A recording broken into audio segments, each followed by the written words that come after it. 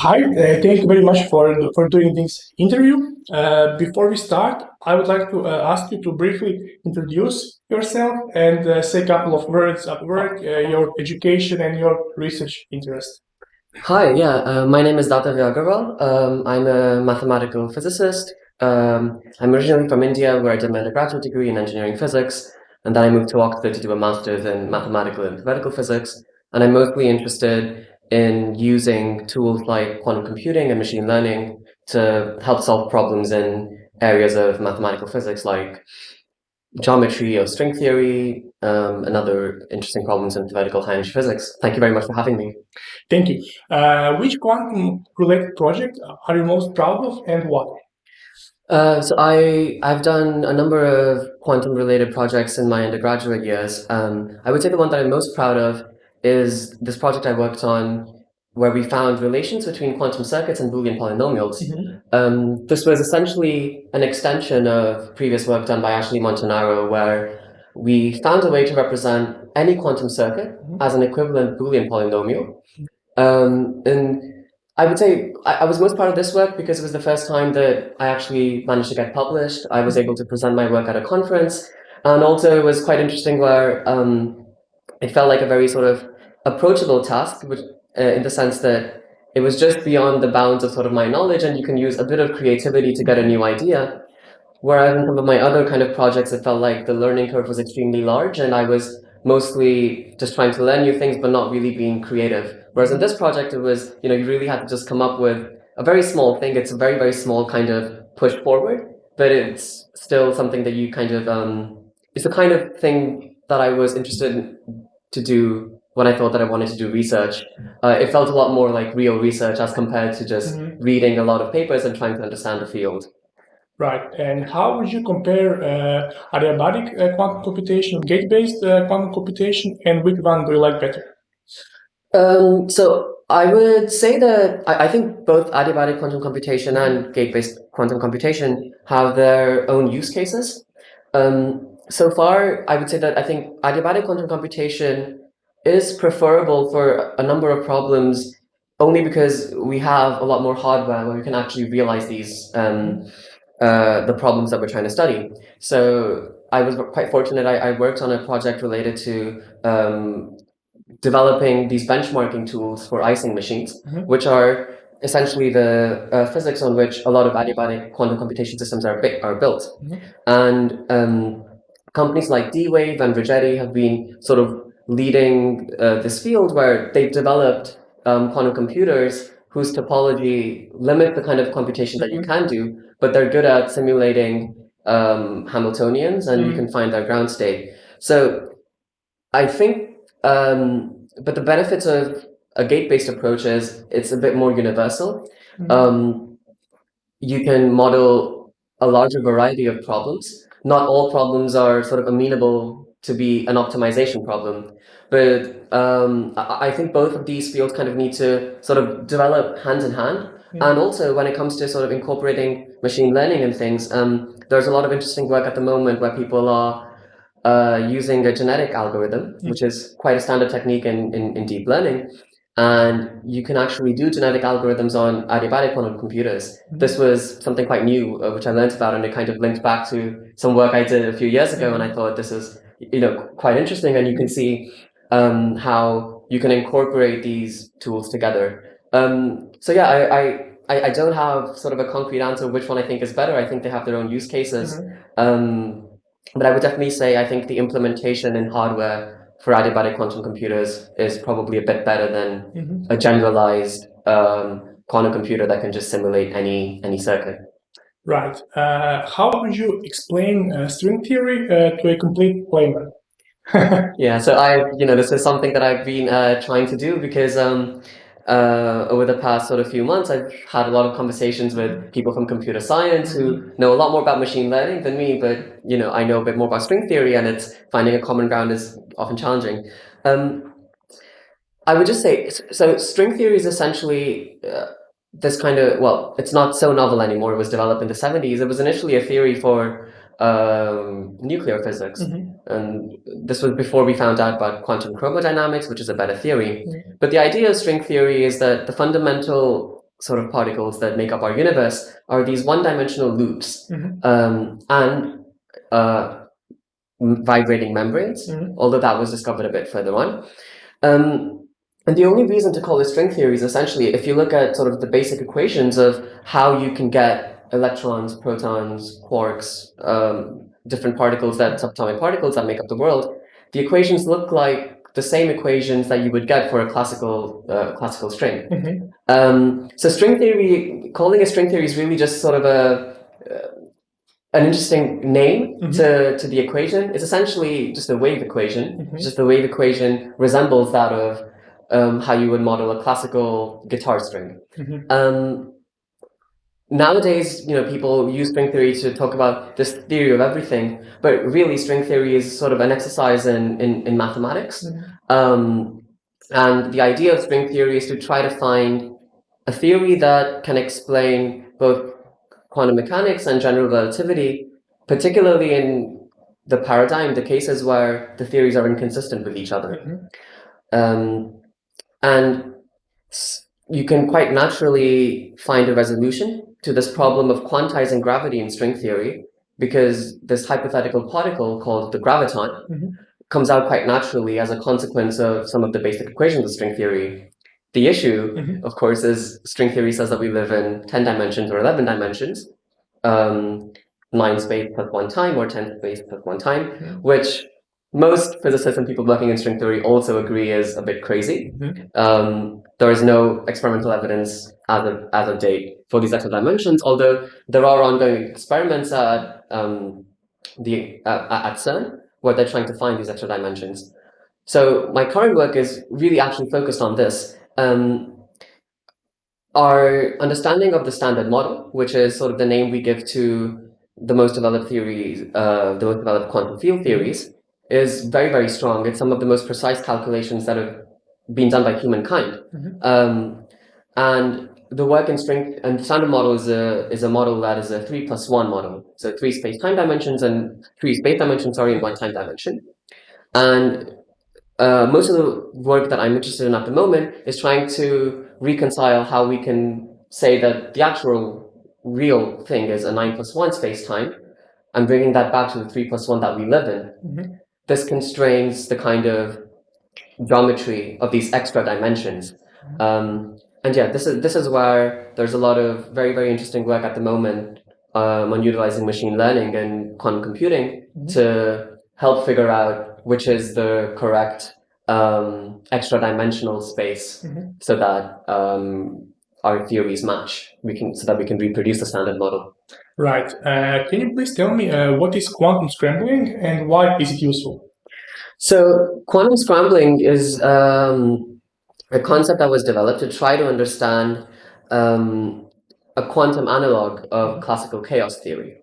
So in classical chaos theory, if you consider something like a three-body system, you get very non-linear behavior, which essentially means that when you have two bodies, you can kind of perfectly model how they're going to behave at large time. But if you introduce a third body, even though you're starting with the same equations, it's very, very tough to model or predict how the system is going to behave. Quantum scrambling was an idea to try to find a quantum analog for classical chaos theory. And essentially, quantum scrambling talks about how much time does it take to start with a state that we have full information about before we reach a scrambled state where you cannot reproduce the local state. You cannot reproduce the initial state. So scrambling time is a measure of how long it takes. If you have an initial quantum system that is well defined, you introduce some very small local perturbation, you perform some operation on it. Perhaps you're trying to do a measurement, perhaps you're trying to apply some operator to your system, and you reach a state where you have no idea of what was the initial state. So this is somewhat analogous to how in chaos theory, you can get, if you start with a three-body system and initially you fix your initial conditions, you don't look at it, and then at some time t is equal to t naught, the system is behaving in a way that you can't reproduce the initial conditions from. So scrambling is just a way to try and quantify that for a quantum system. I see. One question from quantum computation. What is your favorite quantum algorithm and why? I quite like the quantum version of the Fourier transform. Okay. And I would say it's, I think for a number of reasons. It's extremely widely applicable. A lot of the circuits that you're trying to use at some stage, utilizing the quantum Fourier transform is sort of the critical step. And I will admit I don't have an intuition of why it is so kind of ubiquitous. And also when I was learning about quantum computing, when I first tried to understand Shor's algorithm, it was quite it was very, very fascinating how this very well studied an applicable technique in sort of classical physics and mathematics, the Fourier transform, it's everywhere. It was just interesting to see how quantizing it is really the critical step for a lot of these algorithms. Okay, perfect. How big of a problem is quantum decoherence, and what do you think, how it can be solved? I think quantum decoherence is a very, very big problem. So yeah, just for the benefit of anyone who's not sure what we mean by decoherence, it's essentially when a quantum system is not behaving in a quantum way anymore, it's behaving classically. And a lot of experimental work and effort is trying to increase the decoherence time, so our systems, so we can actually use our quantum systems in the way that they're imagined to work. I think that there is perhaps a general kind of misunderstanding in actually how big and hard of a challenge it is to increase decoherence times or build large-scale quantum systems that will behave in a quantum manner. I'm not an experimentalist. I have some friends who are working on this problem. There's a variety of approaches. People use different kind of Rydberg atoms or superconducting approaches, or there's approaches with ion traps and things. I don't think that it's just a matter of throwing sort of more money and kind of resources into it. I feel that perhaps the breakthrough for this will be through some sort of novel experimental setup. I can't really justify that claim beyond the fact that it's sort of decoherence is kind of inbuilt into the way that quantum mechanics works. And this might go a bit too far into the foundations of quantum mechanics and such, but ways to sort of decoherence can also just be thought of as a consequence of the measurement postulate in some way. And I feel like that's a bit more of a fundamental problem because most of the physics community doesn't know how that problem is actually resolved. I mean, people have different interpretations and they have their own favorite versions of quantum mechanics. And I feel that there's most likely going to be some link between what we think is probably the best interpretation of quantum mechanics and in how we can sort of solve this problem of decoherence to get to sort of reasonable quantum computers. So do you agree with Einstein's definition of quantum entanglement as a spooky distance, spooky action at a distance? And how do you see quantum entanglement? I will agree that it's spooky because I don't sort of quite understand it at an intuitive level. I mean, I don't understand most quantum mechanics at an intuitive level. My favorite interpretation is sort of the Everett interpretation. I think the many worlds seems the most kind of consistent to me. But quantum entanglement, I think, it is a hard concept to wrap your head around. But just because there isn't really a classical analog, I disagree in the fact that I don't really think of it as action at a distance, because action at a distance is sort of implying information traveling faster than the speed of light and those sort of things. But quantum entanglement is really a property of the system, and you need to consider the entire system as a whole. When we're talking about having a 2-electron system that reaches an entangled state, and you take 1 electron light years away, and you perform a spin, and you talk about how the spin of the electron at Earth changes instantly. That kind of one of the things that I think Einstein was worried about. But essentially, I feel like the conclusion, sort of the resolution to this almost paradoxical idea, considering that classically that doesn't make sense since nothing can travel faster than the speed of light, is you can't consider both of the electrons when you separate them as 2 separate systems. They're part of the same system. So yes, I will say I don't have sort of an intuitive understanding of it. It does feel a bit hard to wrap my head around, but I don't think calling it action at a distance is quite right. Of course, I mean, when Einstein was doing this, none of this theory that I have the benefit of knowing had developed at any point. And I feel that if Einstein was sort of alive today and he kind of read through, he might disagree, he might actually, solve a lot of the problems that we're struggling with, but perhaps he would rephrase what he meant by action at a distance for quantum entanglement. Right. And now a question about different areas on physics, mathematical versus theoretical physics. What are the main differences and similarities between these two fields? So first of all, I'll talk about the differences. Yeah. I think the major difference really is what the end goal is, what the objective of the fields are. Theoretical physicists are essentially interested in sort of problems that are directly related to the real world, even if their sort of methods might seem very abstract and devoid of practical use. The ultimate goal is to reproduce the measurements and things that we see in the real world. Whereas when it comes to mathematicians or even people who are doing mathematical physics, a lot of the problems that they're working on are self-contained. So as a very, very simple example, when I was talking about string theory having 10 or 11 dimensions, the way that we reconcile 10-dimensional string theory is with this concept of something called a Calabi-Yau manifold. And people showed in the 80s, almost simultaneously, the physicists and mathematicians actually reached this conclusion at the same time, which was a very interesting story in itself, that the correct sort of geometrical space to reproduce the physics that we knew at that time is a Calabi-Yau manifold, which has quite severe constraints. Now, still an open problem in mathematics is how many Calabi-Yau manifolds are there that are in 6 real dimensions? We're interested in 6 real dimensions or 3 complex dimensions, because if we have 10-dimensional string theory, we want 4 plus 6. And very interestingly, we know that there's only one Calabi-Yau manifold in 1 complex dimension. There's a fixed number in 2 dimensions. There's a fixed number in 4 dimensions. In 3 dimensions, we have no idea. Whether or not there's a finite number is also an open question. So the number of Calabi-Yau manifolds in 3 complex dimensions could even be infinite. So this is a very interesting mathematical problem in of itself, and mathematicians are interested in that.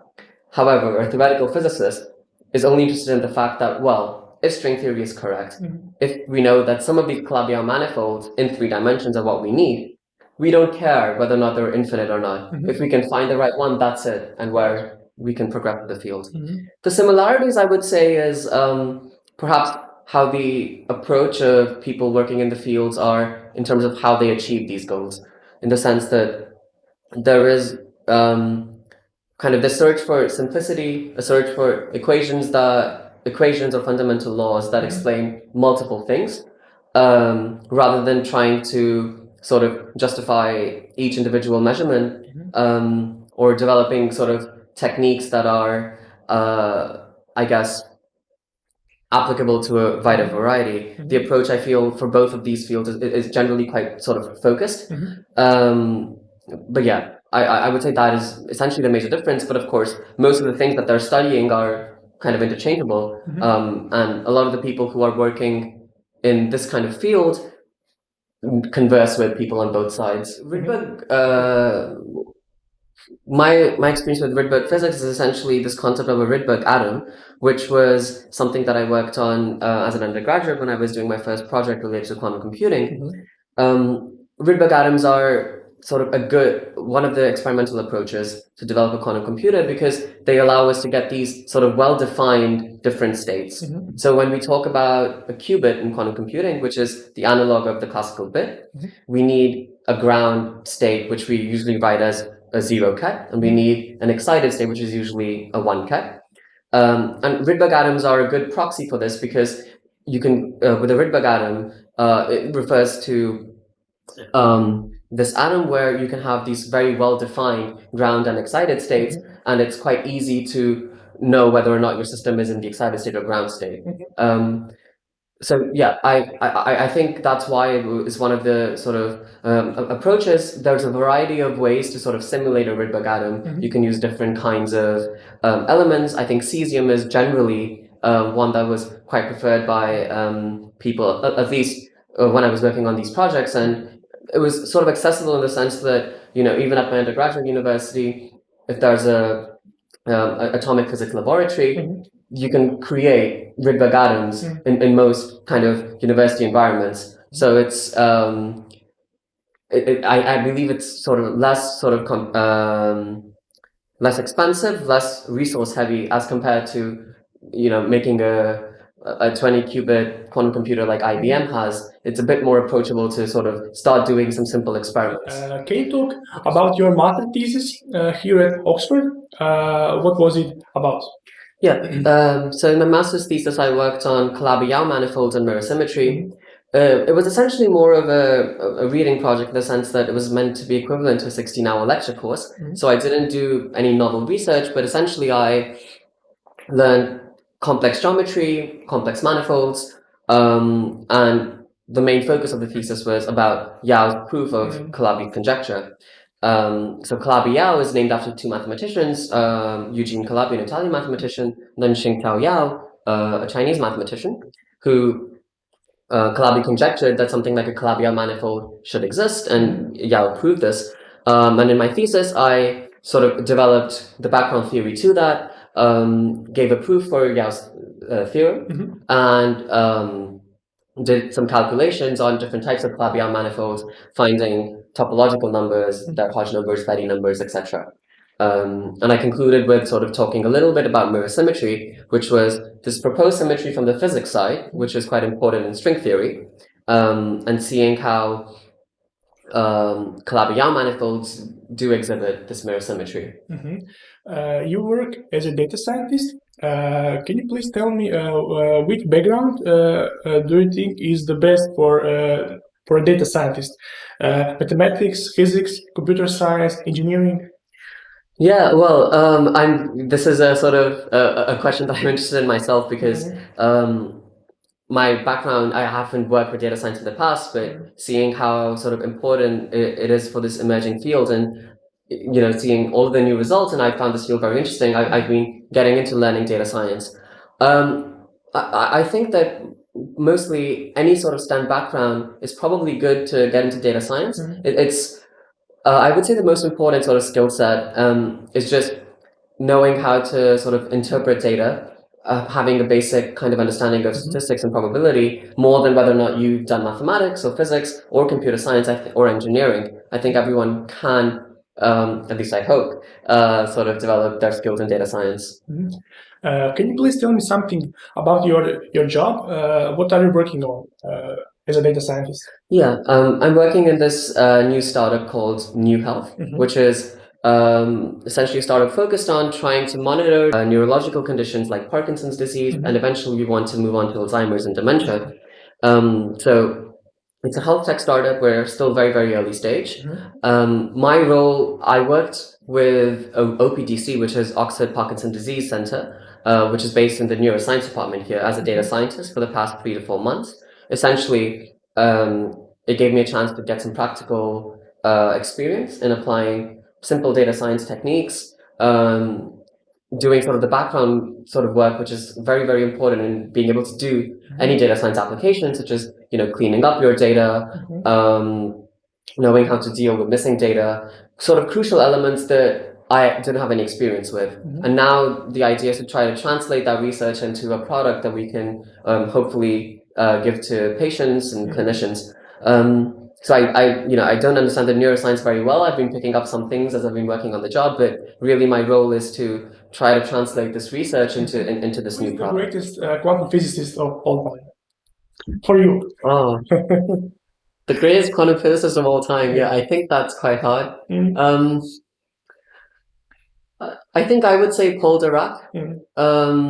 At least so from sort of my experience and my studies so far. Just this idea of sort of negative energy, or it's very, very hard to sort of put yourself in their shoes and try to see how he came up with this and how ubiquitous it is now, and how so much of our modern theories are kind of built upon it. I mean, it's also very, very hard to not say Schrödinger, since, especially considering if I'm, many worlds is sort of my preferred interpretation, and that's just all about how Schrödinger's equation is essentially all the world really is. And all these stories about how he didn't quite believe it, and it's such a simple and beautiful equation. So I would say it's a hard kind of choice between the both of them, but there are just so many people who you could name there. But I think I think really what sort of excites someone is trying to put yourself in their kind of shoes, and how much of a leap were they able to make from the information that they knew. I would say that both of them did a lot of work for quantum physics, especially, along with a host of others. But right. And what do you think about Richard Feynman and his legacy? Yeah, I mean, I think Feynman is an extremely well accomplished physicist that was sort of developing quantum electrodynamics, doing so much work with renormalization, figuring out so many issues. More than that, I also think that Feynman's legacy is also just the impact he's had on the general public, and sort of giving a kind of a face to science in a way where popularizing it, in the sense some of his popular books are extremely common. I've read a few of his books. It's extremely sort of heartening to be able to read directly from someone who was at the frontier of their field. And yeah, I mean, we're talking about quantum computing today, and Feynman, of course, was the person who initially sort of thought of the idea of a quantum computer in the 80s, thinking that we should, if you want to do simulations of these chemical experiments, it should really be on a quantum computer. So there's I think in my mind, though, Feynman's sort of legacy is being someone who really bridged this gap of popular science and very, very hardcore kind of new progress in a very good way. And I think that's quite a hard thing to do. I feel like in the modern day, there are maybe few people who can really balance both of those, being able to talk well about their work and represent science in a good way, but then also having enough sort of time and energy to be able to push research forward. How do you like living and working here in Oxford? I think Oxford's great. I was initially only going to be here for sort of my master's course, which was 9 months in total. So I thought I was going to be in Oxford for about a year, but I've been here now for about 2.5 years. I think Oxford's a very nice city to be able to live in as a young person. I feel very privileged to be here. There's a lot of very smart, kind people. I think also importantly, I feel like Oxford's a very sort of welcoming environment, where there's a very healthy work-life balance when you're working on sort of these kind of things, and everyone is sort of under the pressures of academia. I feel like it's quite easy for the environment to become extremely competitive and toxic, and I think Oxford is particularly very, very good at having a very positive work-life balance. And as a city, yeah, I think it's very beautiful. I mean, I think Oxford is extremely well accomplished.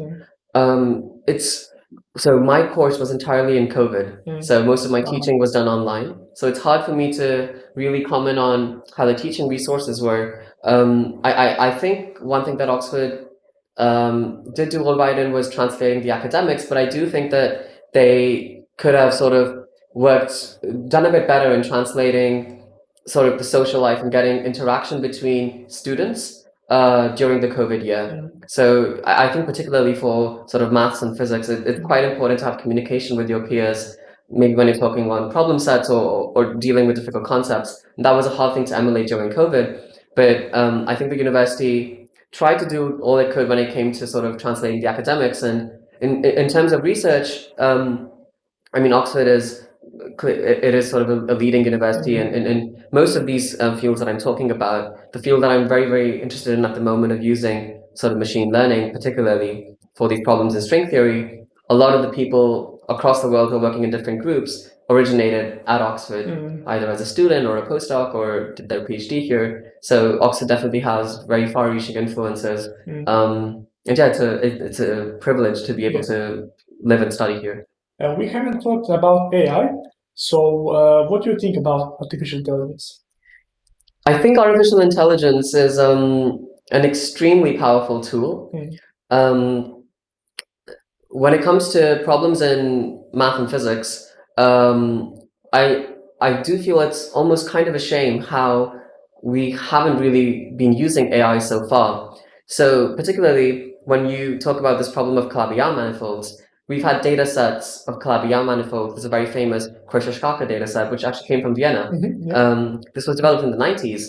And it's about 500 million examples of Calabi-Yau manifolds. We've had this for 30, 35 years, but really using AI or the most kind of advanced data science techniques has really only been done over the past 4 or 5 years. And it was a bit, when I first was getting introduced to this field over the past year, I found it a bit difficult to kind of understand why, nobody had tried it yet. I feel like there's perhaps a bit of hesitancy in using interdisciplinary techniques in some circles in academia. And in that sense, I think AI is really a very powerful tool, which is useful to most communities. When you talk about sort of pure mathematics, there was this landmark paper in 2021 that was published in Nature where researchers from DeepMind collaborated with professors from the University of Oxford and a professor from the University of Sydney to prove some fundamental results in knot theory and graph theory. Yeah. And that was something that kind of interested me quite a lot. I'm not quite sure right now, to be honest, about what really is the relation between AI and mathematics. This is very much an ongoing kind of field, and then there's, of course, a whole different project where people are trying to formalize mathematics through computer softwares, things like Lean and things, where the idea is that if you can formalize all of mathematics, you can maybe use AI to develop new conjectures or theorems. The community is very, very split. There's people on both sides with very good points, and I don't really have a strong opinion on that side of things. But yeah, I feel like AI is kind of an indispensable sort of tool, where it feels like if you're not thinking about whether or not it would be a good thing to use, you are making some kind of a mistake, in my opinion.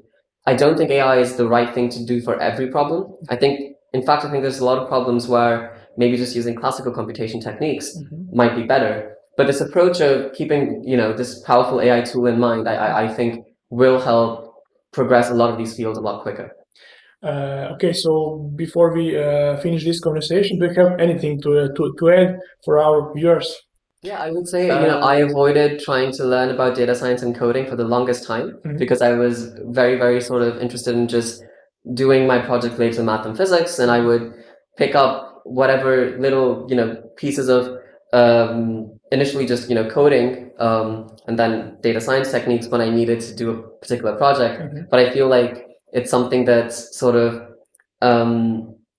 it has such sort of wide-reaching applications that if you're interested in anything STEM related, I feel like learning about a basic course on statistics and probability or doing a bit of data science work is probably extremely beneficial. It's something I wish that I did much, much earlier that I'm trying to sort of do now. And yeah, I guess that would be like my specific kind of advice. Thank you so much. It was a real pleasure talking to you, and hopefully this is the first of many times you and I are going to talk. Thank you. Yeah, thank you very much for having me. I enjoy the conversation quite a lot, and I think this is a very, very great idea, and I wish you a lot of success with your podcast. Thanks so much.